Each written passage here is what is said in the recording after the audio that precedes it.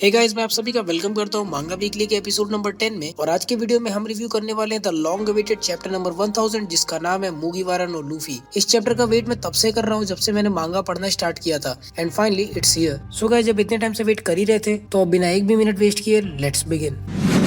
Guys, video start करने से पहले एक इंपॉर्टेंट मैसेज। आई नो कि ये वीडियो लेट है और इसका एक रीजन है। देखो, बात कुछ ऐसी है कि मांगा के ऑफिशियल ग्लोबल रिलीज से पहले इस चैप्टर का रिव्यू करने पर स्ट्राइक आ सकती है, क्योंकि पास्ट में ग्रैंड लाइन रिव्यू चैनल को भी आ चुकी है। अगर आप उनके चैनल पर देखोगे तो वहाँ पर आपको चैप्टर नंबर 950 का रिव्यू नहीं मिलेगा, क्योंकि उस वीडियो का रिव्यू उन्होंने काफी जल्दी कर दिया था। तो इसीलिए शुएंसा ने उनके वीडियो को कॉपीराइट स्ट्राइक कर दिया था। तो इसीलिए मैं अपने वीडियो को ऑफिशियल रिलीज के बाद ही मैं पब्लिक करता हूँ, just to be on the safe side. That's all. So yeah, now let's get on with the video. Let me be honest here, हम सभी ने चैप्टर नंबर 1000 से बहुत कुछ एक्सपेक्ट किया था और ये चैप्टर क्लियरली उन सभी एक्सपेक्टेशंस एंड इवन उन्हें भी पार करती है। I mean surprise, emotion, back story and first generation group up, सब कुछ एक साथ बस 14 पेजेस में। I mean 14 fucking pages. इससे ज्यादा तो चैप्टर 958 में थे। और इसके लिए मैं ओडा सेंसे का दिल से शुक्रिया अदा करना चाहूंगा। मतलब लूफी ने जो इमोशंस भरकर पंच किया था ना यार, इस चैप्टर में मजा आ गया। इवन इस चैप्टर में मार्को भी शाइन किया, क्योंकि उसने अकेले ही काइडो के कमांडर की फाड़ के रख दी थी। लेकिन जो सबसे इंपॉर्टेंट बात थी इस चैप्टर की, वो थी विल ऑफ डी। मैंने अभी तक सिर्फ फैन ट्रांसलेशन ही पढ़ी है, क्योंकि जब तक ऑफिशियल ट्रांसलेशन आएगा तब तक ये वीडियो पब्लिक हो जाएगी। तो फैन ट्रांसलेशंस के हिसाब से ओडन का जो लॉग बुक है उसे विल ऑफ डी कहा जा रहा है। अभी इसके बारे में मैं थोड़ा और डिटेल में आगे बात करूंगा। इसके बाद एस और यामाटो की बैक स्टोरी हमें दोबारा देखी इस चैप्टर में। और इसकी ये वाली बैक स्टोरी यार सच में बहुत इमोशनल थी, क्योंकि यहाँ पर रॉजर, एस और लूफी, इन तीनों की एक साथ बात हो रही है। इस चैप्टर ने लिटरली अलाबास्ता की याद दिला दी जब एस ने लूफी को विवर कार्ड दिया था। इसके बाद थोड़ी और भी बैक स्टोरी थी, लेकिन फिर असली चीज, लूफी, जोरो,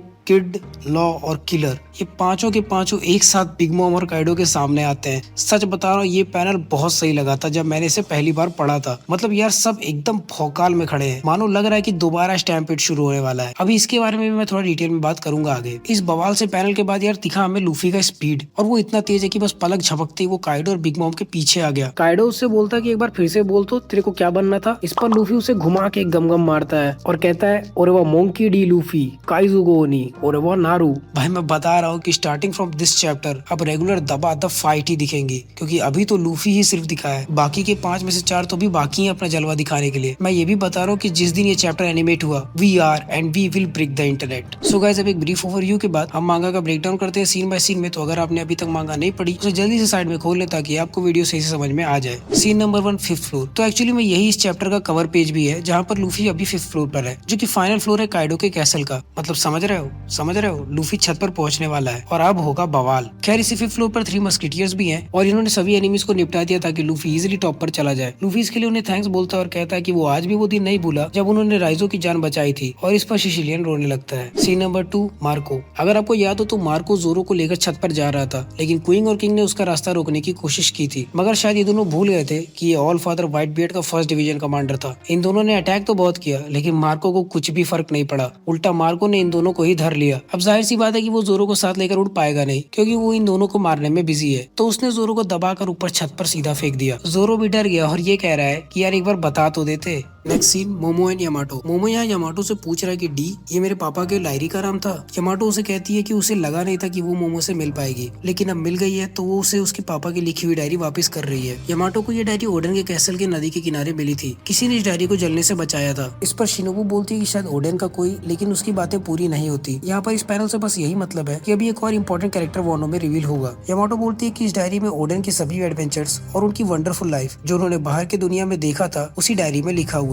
मोमो व्हाइट बियर्ड के शिप पर पैदा हुआ था और फिर वो रॉजर के शिप पर चला गया। उस डायरी में लिखा है कि 20 साल बाद न्यू वर्ल्ड में कुछ पावरफुल पायरेट्स का ग्रुप कदम रखेगा, और अब वो टाइम आ चुका है। जब तक यामाटो ये बातें बोल रही है, तब तक बैकग्राउंड में किड और ट्रेफर्गर लॉ छत पर पहुंचने ही वाले हैं। यामाटो को लगा था कि एस भी इसी पायरेट ग्रुप में शामिल होगा, पर ऐसा नहीं हो पाया। उसे अभी भी याद है कि एस की डेथ कैसे हुई थी। और फिर एस की बैक स्टोरी स्टार्ट। एस चिल्ला रहा है कि उसने अपने भाई के बारे में कुछ ज्यादा ही बता दिया। सब भूल जाओ और मेरे भाई का मजाक नहीं उड़ाना, वरना साबो और मैं तुम्हें कभी माफ नहीं करेंगे। यही उसका ड्रीम है। जब उसने पहली बार ये बात की थी तो हम लोग काफी हंसे थे, लेकिन अब वी बिलीव इन हिम। इतना सुनते ही यामाटो इमोशनल हो जाती है और वो चिल्लाकर बोलती है कि एक बहुत इंपॉर्टेंट इंसान ने भी यही बात की थी। इधर ओडन की डायरी में एक बहुत इंपॉर्टेंट फिगर है और उन्होंने भी यही बातें की थी जो कि इसके भाई ने की है, तो इसीलिए मैं तुम्हारे भाई के ड्रीम पर नहीं हंसूंगी। यहाँ पर जरा सा हम लूफी के ड्रीम के बारे में बात कर लेते हैं। हम सभी को पता है कि लूफी को किंग ऑफ पायरेट बनना है और उसे वन पीस खोजना है, लेकिन यहाँ पर एक कैच है। अगर आप वो वाला पैनल देखो जब लूफी ने एस और साबो को अपना ड्रीम बताया था, तब उसने कहीं भी ये मेंशन नहीं किया कि उसे किंग ऑफ पायरेट बनना है या उसे वन पीस खोजना है। और सिमिलरली यहाँ पर इस चैप्टर नंबर 1000 में भी एस और यामाटो ने ये नहीं मेंशन किया कि लूफी का ओरिजिनल ड्रीम क्या था। देखो बाय डिफॉल्ट तो हमें यही मान लेना चाहिए कि लूफी का ड्रीम है वन पीस खोजना और किंग ऑफ पायरेट्स बनना, लेकिन ये इतनी बड़ी बात भी नहीं है कि ओडा सेंसेई इसे चैप्टर नंबर 1000 और चैप्टर नंबर 578 में मेंशन ना करे। इट्स लिटरली 3 वर्ड्स जिसे लिखना ज्यादा बड़ी बात नहीं है। तो मेरा यहाँ पर यही मानना है कि लूफी का एक और भी ड्रीम है जो कि हम व्यूवर्स को अभी नहीं पता। और मैं यहाँ पर ये इसलिए बोल रहा हूँ क्योंकि वन पीस का प्लॉट बहुत अनप्रेडिक्टेबल है और कोई भी ये चीज नहीं प्रेडिक्ट कर सकता कि अगले 100 चैप्टर्स में क्या क्या हो सकता है। So there is more to Luffy than becoming the king of pirates. अगली बात जो एस बोलता है वो सच में बहुत इमोशनल है। एस कह रहा है कि एक दिन वो चाहेगा कि वो उस डायरी में मेंशन बिग फिगर और लूफी के साथ बैठकर ड्रिंक कर पाए। क्योंकि लूफी और इस बड़े आदमी के ड्रीम सेम है तो इनकी खूब बनेगी, लेकिन एस का ये सपना पूरा नहीं हो पाएगा क्योंकि वो बिग फिगर तो मर चुका है। अगर आपको अभी भी नहीं समझ में आया तो ये बिग फिगर एक्चुअली में एस के पापा थे जो अब इस दुनिया में नहीं रहे। इसके बाद यामाटो एस को उसका विवर कार्ड देती है जिसमें से एक पार्ट उसने लूफी को भी अलाबास्ता में दिया था। वो उसे ये विवर कार्ड इस उम्मीद में दे रही है कि शायद यामाटो फिर से इससे मिल पाएगी। भाई मैं मजाक नहीं कर रहा, एस ने यामाटो को बस सेट ही कर लिया था लेकिन बेचारा मर गया। She doesn't know and I am sorry for her कि आज के बाद उसका एस से दोबारा मिलना पॉसिबल नहीं होगा। इसके बाद एस की बैक स्टोरी खत्म। यामाटो यहाँ पर प्रेजेंट टाइम में कह रही है कि एस का विवर कार्ड 2 साल पहले जल गया। ये फैक्ट कि वो रॉजर का बेटा है एंड उसका भाई अपना खुद का नाम बना रहा है और अब मोमो ने लूफी को वानो में ले आया, ये सब वैसे ही है जैसा कि ओडेन की डायरी में लिखा था। अब इतनी बातों के बाद जरा हम ओडेन की डायरी के बारे में भी बात कर लेते हैं। सबसे पहले इस डायरी का नाम डी है अनऑफिशियल ट्रांसलेशंस के अकॉर्डिंग। अब तो मैं श्योर हूँ कि इस डायरी में विल ऑफ डी के बारे में जरूर कुछ ना कुछ है, लेकिन इस बात की श्योरिटी नहीं है कि वो वानो में रिवील हो जाए क्योंकि इस तरह से तो ओडन ने वन पीस भी देखा था तो उसके बारे में भी यहाँ पर लिखा होगा, लेकिन वो अभी थोड़ी ना रिवील हो जाएगा। प्लस ये डायरी में फ्यूचर प्रेडिक्शन भी है, मतलब ओडन को पता था कि लूफी वानो में आएगा ठीक 20 साल बाद और वो भी पायरेट ग्रुप के साथ। This diary is a real deal. इसमें क्या क्या है वो जब पता चलेगा ना भाई तो बहुत मजा आएगा, बट अभी के लिए इसमें डी के बारे में जरूर कुछ ना कुछ इम्पोर्टेंट लिखा हुआ है।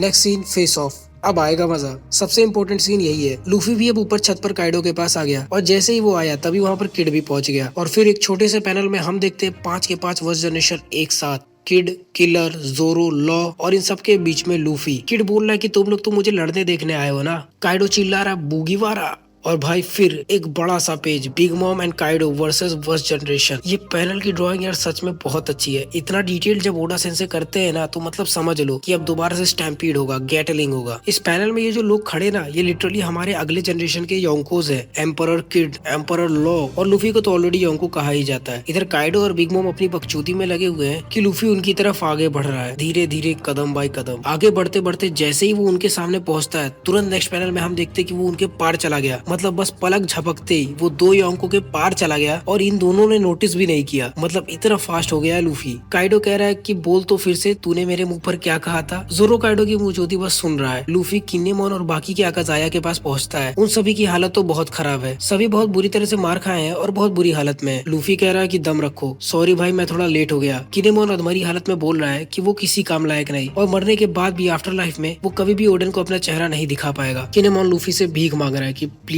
प्लीज वानो को बचा लो। इस पे लूफी बोलता है कि बिल्कुल टेंशन ना लो, ये मेरे फ्रेंड की कंट्री है। तब तक तो काइडो पलटकर हाथ उठाता है। लूफी तुरंत लॉ को रूम शाम्बल्स करवा के आकाजाया 9 को सेफ जगह मूव करा देता है। काइडो ने अटैक किया, इधर लूफी ने डॉज किया। फिर गियर 3 गोमू गोमू नो। इसके बाद फ्लैशबैक पूरा जो से लेकर वानो तक पूरी फीलिंग के साथ मुट्ठी भर के लूफी काइडो को पंच करता है। Gomu Gomu no, red to rock और काइडो की वही फट जाती है। बहुत बढ़िया मारा है, सच में एकदम बल भर के मारा है यार लूफी ने कि जिसे कभी भी डिफीट नहीं कर सकते वो भी नीचे गिर गया। बिग मॉम भी सोच में पड़ गई कि आखिर ऐसे कैसे काइडो नीचे गिर गया। उसके बाद लूफी बोलता है कि Oreva monkey D Luffy kaiju को ओरी ओरेवा नारू और बस इसी के साथ चैप्टर खत्म। लेकिन रुको, चैप्टर खत्म, वीडियो नहीं। कुछ बातें हैं जो मैं आपसे बताना चाहता हूँ। सॉरी यार थोड़ी सर्दी है। सबसे पहली बात की अभी तो सिर्फ लूफी आया है, मतलब आगे और भी बवाल होगा। किड को अभी तक एक्शन में देखा ही कहाँ हमने। लॉ भी पीछे नहीं रहेगा, आखिर सबसे बढ़िया डेविल फ्रूट तो उसी के पास है। और भाई अपने 2 swordsmen, allow them to introduce themselves, Killer and Zoro. ये वाला सिचुएशन क्रिएट होगा आगे। और जोरो का तो यार मैं फिशमैन आइलैंड से वेट कर रहा हूँ कि वो दोबारा हमें थोड़ा सा एक्शन में दिखे जैसे पहले दिखता था। पिछली बार आपको याद है जब इतने इंपॉर्टेंट कैरेक्टर्स एक साथ इकट्ठा हुए थे,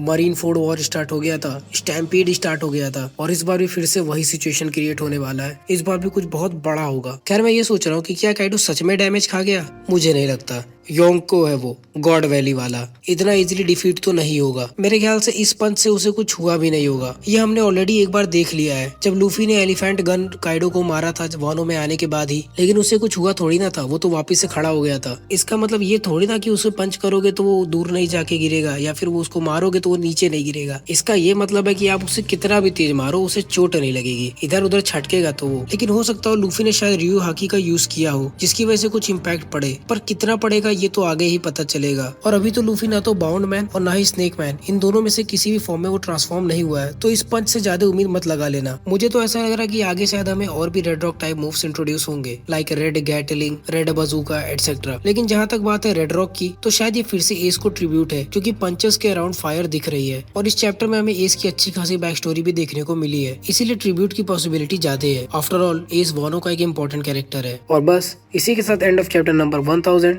मुगीवारा नो लूफी।